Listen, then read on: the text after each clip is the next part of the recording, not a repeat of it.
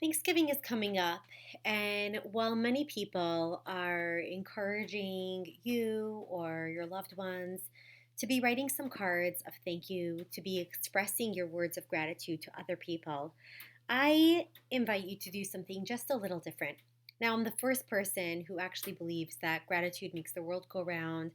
I'm a person who randomly on random days will just turn to someone who I love or who I'm grateful for, and I'll just say, like, I just want to let you know that you mean so much to me.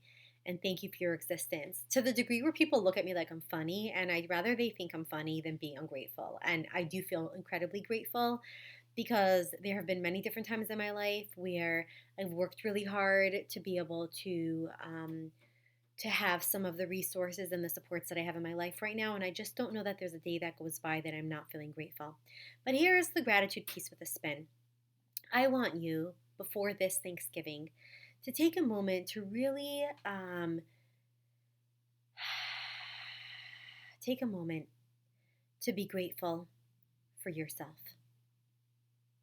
I wonder if you can just take a real moment right here, right now, wherever you are in your life, wherever you're sitting, wherever you're listening to this, wherever you are physically, and more than that, wherever you are emotionally, wherever you are relationally, wherever you are as a parent, as a person, as a human being, I want you to just take a real moment and think about all of the energy, all the effort, all of the persistence that has gotten you to where you're at today.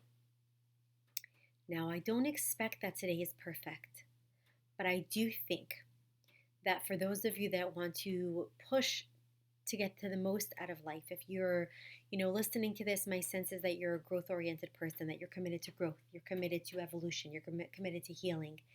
And before we ask for revving on the engine or stepping on the gas pedal, I really find it important to be like, can we just take a moment? And I wonder if you imagine yourself sitting on a sofa and you were almost to like invite the part of you or the parts of you or the character traits or the aspects or whatever it is. It might be like joy, trust, truth, honesty, courage. I want you to just like see, like, is there some part of you, or are there a few different parts or images or words that come in front of you that have allowed you to become the person that you are today and that are allowing you to become the person that you are in the middle of becoming. So really just take a moment. To me, there's an image of like I'm sitting on a sofa and there's almost like a part of me that comes forward, a part that's held strength. For me, there's another part of me that's held vision. I know for myself, I've held a vision even when no one else held it or believed in it. I just had this passion for a vision. I know for myself, just one other part, there's a part that holds sadness. And for me, being able to hold sadness has been a real gift. Some of us, may not have had the most comfortable experience feeling sadness and feeling all emotions, joy, wonder, curiosity, but also some of the other range of emotions are important to be grateful for. So I'm going to kind of step aside from offering you my journey, but I really want to invite you, if you could just take a moment to be present with yourself, to almost bow in thanks, or just to create like space in the room, if you were like in a conference room or if you were in like a cozy living room with a warm fireplace with candy cane lattes or pumpkin spice coffee, and you were to almost just like notice all of the energies, the effort, the mental effort, the emotional, the physical, the activities, the focus, the care that has allowed you to become who you are today. And I want today to be enough. Many times when we look at being grateful for things in the past or looking at where we're at, very quickly our brains say, I know, but, or I have so much more work to do. And I just want to say, if that comes up or when that comes up, can you just be like, I hear you. And for right now, shh, can you sit on the side? I'm just honoring what I have done. Because it's a really important process to do that. And by the way, when we honor this, it actually gives our minds, bodies, and spirits more energy so we can keep going. So, really just take a moment or two or three.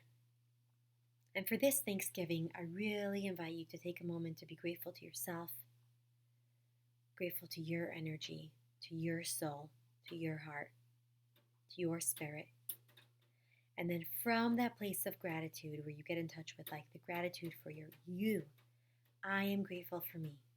I am grateful for me. I am grateful for me. And if you feel comfortable, I would honestly almost encourage you to stand up in front of the mirror and to look at yourself in your eyes and to say, thank you.